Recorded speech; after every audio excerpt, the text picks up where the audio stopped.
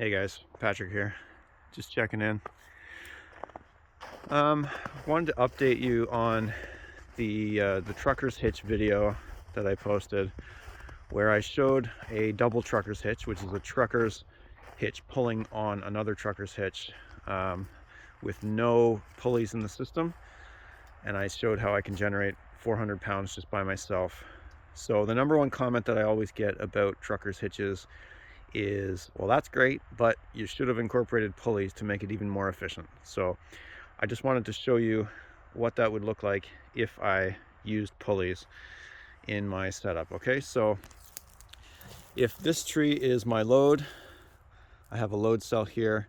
I have a rope tied to my load, and at the back here I have an anchor with a sling. Okay, so I've set it up exactly the same as before. This is a single trucker's, and then I run it back to the anchor, and then I come back and tie a second trucker's. So this is one trucker's pulling on another trucker's, but the difference is this time I've incorporated pulleys into the setup. So in terms of using pulleys on a trucker's, if this is my load, I would refer to this side of the system as the front, and this is the anchor. I would refer to this as the back. So if I'm going to incorporate pulleys, it's only going to be at the back. If I was to incorporate pulleys at the back and the front, then I wouldn't call it a trucker's hitch anymore. I would call it a Z-rig.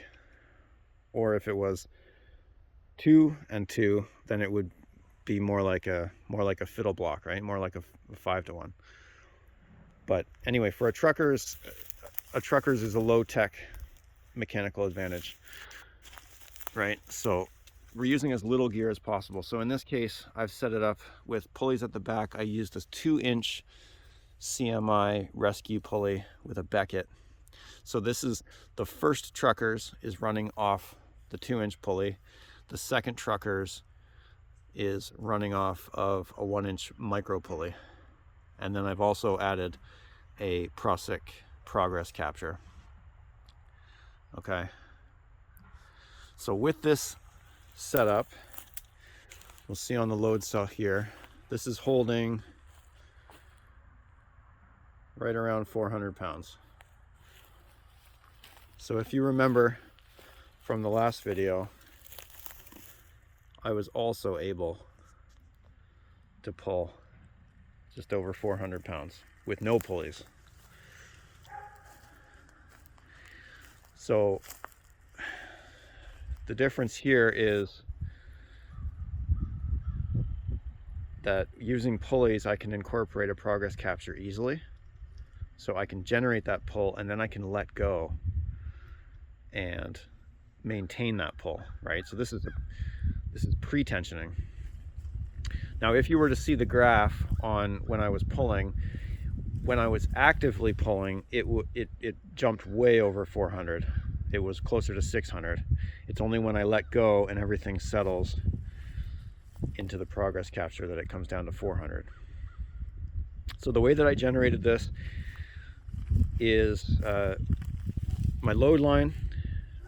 I take it all the way back to the anchor, and then I come up, and then I tie my truckers, take most of the slack out, then I take the tail, I run that back to the anchor, and then I come back up midline and I tie my second truckers. And the way that I tension it is I maxed it out, what I could do, and then I let it settle. I let it sit there unattended for about 30 seconds, and that just gives everything a chance to settle in. The slings will settle and move a bit, the rope will stretch, and then I came back and I just reefed on it. And the way I was doing it, I was pulling in a position where before I let go, I was able to reach back and just grab the progress capture Prusik and just pull it and tension it as best I could manually before I actually let go. And that saves a lot. You lose a lot, you lose a ton in the progress capture. And that's why these Prusik-based progress captures are not very efficient. As well, I would mention that anytime you use a progress capture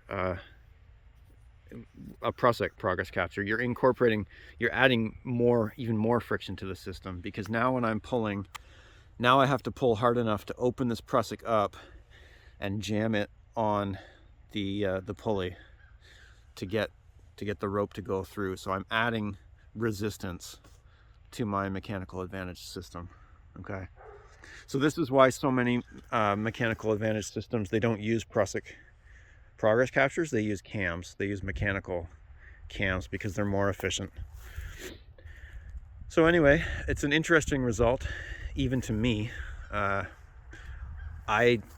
When I'm on the job site, I don't use pulleys for my trucker's hitch, and maybe that's why I was shown this way, because I don't know, because it didn't add anything.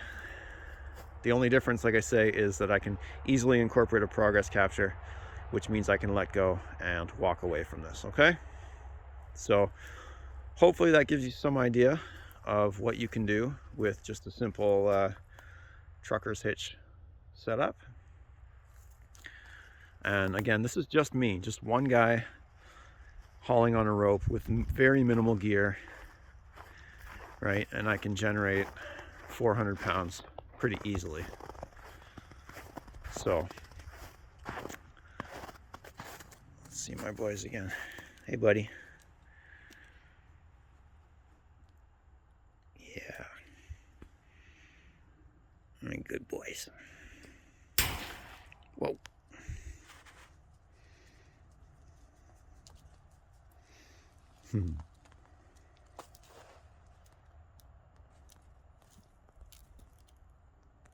Right on. Well guys, until next time, hopefully that makes sense, and hopefully you can get some value out of it.